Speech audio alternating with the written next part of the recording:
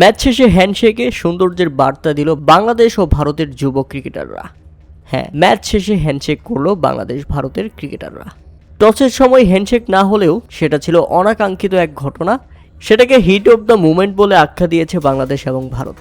তাই তো ম্যাচ শেষে বাংলাদেশ ও ভারতের ক্রিকেটারদের পারস্পরিক শ্রদ্ধাবোধ দেখে ধারাভাষ্যকাররাও প্রশংসায় ভাসিয়েছেন। আর ম্যাচ শেষে এই হ্যান্ডশেকের মাধ্যমে ক্রিকেটের সৌন্দর্য ও ক্রীড়াসুলভ মনোভাবের বার্তা দিয়েছে দুই দেশের যুবদল। তবে সবচেয়ে দুঃখজনক ব্যাপার হলো হাত মেলানো হলো, তবে জয়টা পাওয়া হলো না বাংলাদেশের। ভারতের কাছে শেষ পর্যন্ত 18 রানের হার। 124 রানের 3 উইকেট থেকে 156 রানের মধ্যেই অল আউট। 22 রানে 7 উইকেটের পতন বাংলাদেশের।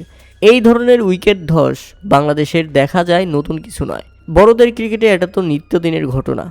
ছোটদের তাই তো আর কি দোষ দিব। অধিনায়ক আজিজুল হাকিম তামিম সর্বোচ্চ রান সংগ্রাহক হয়েও ভিলেন বনে গেছেন। নিজেই ম্যাচ শেষে স্বীকার করলেন ফুল টাচে আউট হওয়াটা ছিল মহাপাপ।